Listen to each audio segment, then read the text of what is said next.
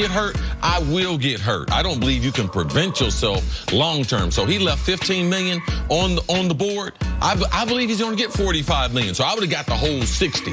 I would have took my chances because that's just the way I believe in. I believe in myself and believe in my training. This is what I don't believe in, half measures. Either be all the way in or all the way out. Either show up week 1 or sit out the whole year.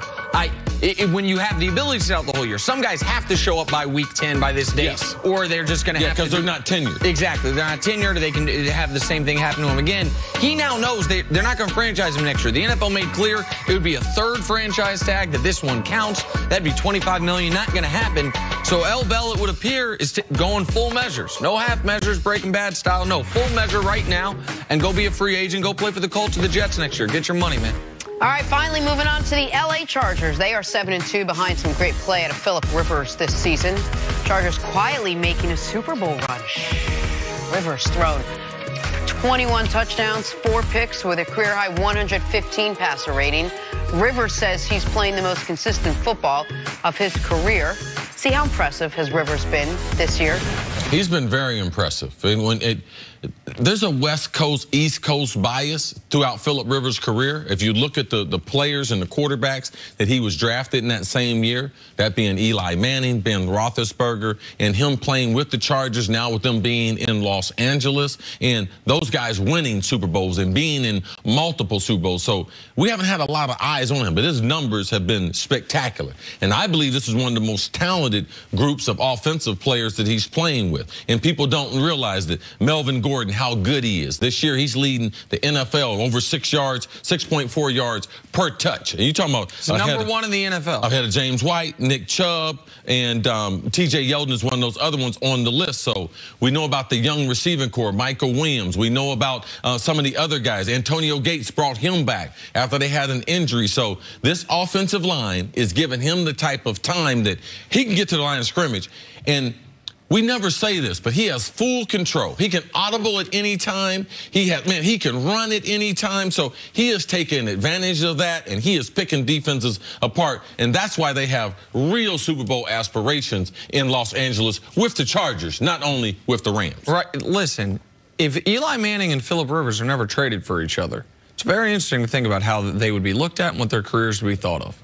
If Phillip Rivers, with that talent, that funky delivery, but man, it's effective, got to play with those coaches and those defenses in New York, I think he could deal with the weather. I know he had the great weather of San Diego, now great weather of Los Angeles, but I don't think he would have been a quarterback that couldn't deal with the weather of New York and what we would thought of Eli. Now, I'm not acting like Phillip Rivers hasn't had good talent around him, because he did have LaDainian Tomlinson for the bulk of his run, and LaDainian's one of, I believe, the greatest running backs in NFL history.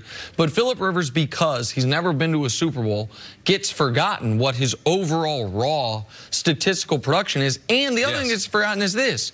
The moment he took over for Drew Brees, man's never missed a game. Never missed a game. He's going to break Eli didn't have the record, Favre does, but he will pass Eli on the consecutive start streak next year, assuming this is it for Eli. He has been an Iron Man. He played an AFC Championship game with a torn ACL, because that was the closest he ever came to getting to a Super Bowl. But even with all that said, this year, he's been better than ever before. Like, look at his average year and look at what he's on pace for this year. Better completion percentage, better yards per pass by a full yard, way better touchdown-interception ratio, and the passer rating 20 points higher. And those average years were putting him on a potential Hall of Fame track. Like, he's been great this year. In my eyes, it's forgotten because they're the Chargers, because they started 1-2, because he's in the same division as Mahomes.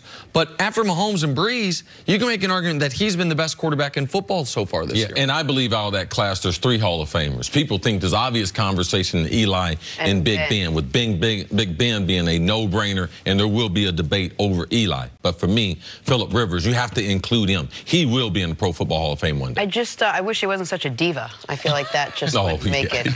He's everything but. Anything but. On to the Cowboys. They beat the Eagles on Sunday, keeping their slim playoff hopes alive. And while on paper it was just a divisional game for 2 mediocre teams, don't tell team owner Jerry Jones that. He said after the game, In light of last week, this becomes one of the real, for me, memorable games. So when you're feeling low and seeing the Grim Reaper and then come in and have your team perform the way these guys are, I promise you it's a special feeling. It is a lift. I won't need any wings on that airplane getting back to Dallas tonight. Jerry knows about his lifts now. Waiting for that. CC, you buying that the Cowboys are right now where they are situated in the playoff hunt?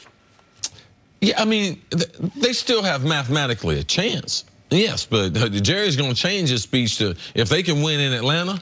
And then who they play after that, Nick? It's a tough little stretch for them. At Atlanta, Thursday Night Football, Washington. Well, not Thursday Night Football, Thanksgiving Day game against Washington.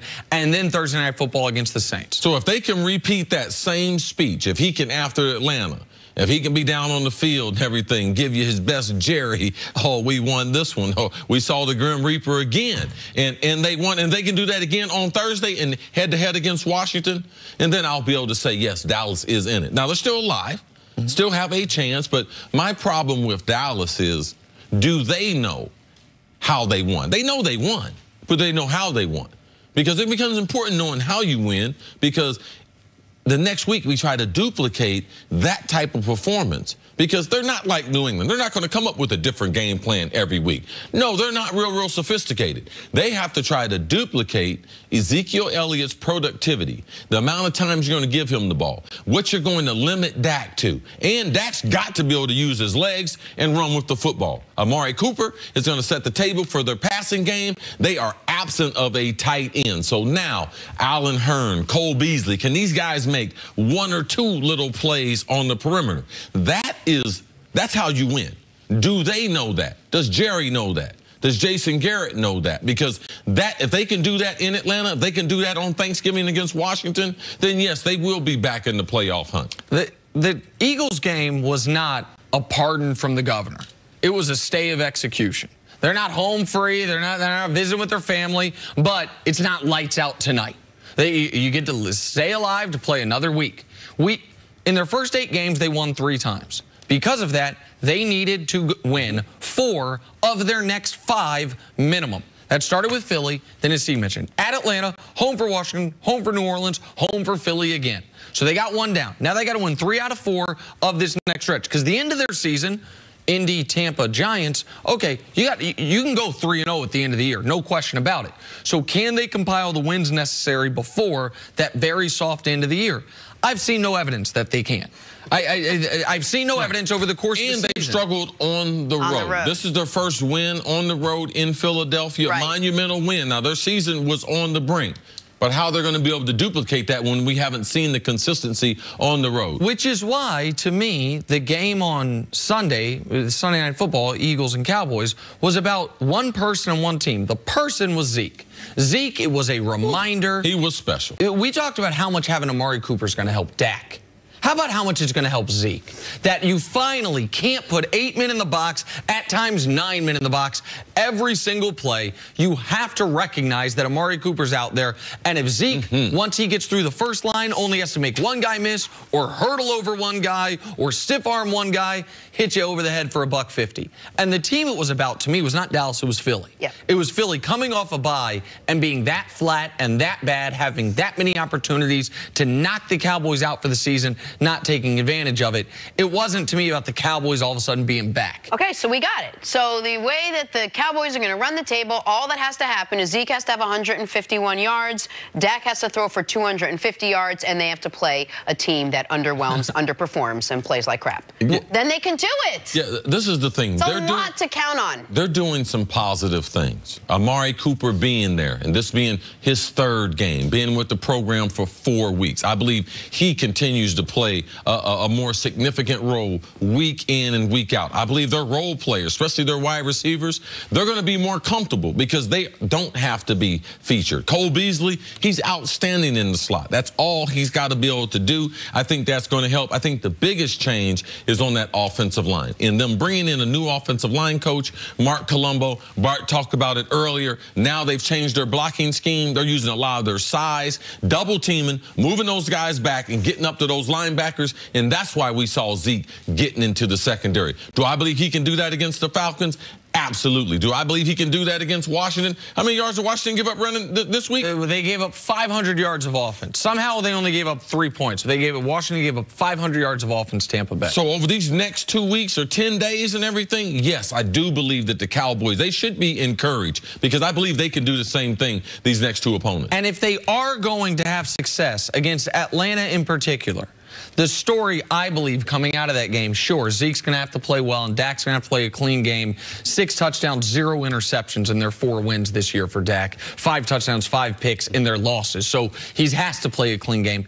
The defense has to be the story we're talking about. Because that defense, that is duplicable. That is something you can now rely on. That is an excellent defense they have built in Dallas. I thought they were foolish for drafting an inside linebacker, Leighton Vander Esch, in the first round when they need a wide receiver. Man, he has been excellent. Jalen Smith, they were patient with him. They saw value in him in being a second rounder a few years ago after that horrific knee injury. He's turning into a star. Byron Jones continues playing great. Like, there's the safety Adebuzze, I said his name wrong, I apologize, who made the great play down the stretch with his back to the field, batting away the pass to Alshon Jeffrey. Like, the Cowboys defense is playing excellent football. That, I believe they can continue. Can the offense, most slowly the passing game, keep up its end of the bargain? But defense isn't sexy, and if as long as Jerry Jones is okay with that. Isn't that what you always say? He just wants to win. Yeah, at his age, he shouldn't be concerned about sexy. He should be concerned about being alive. And you're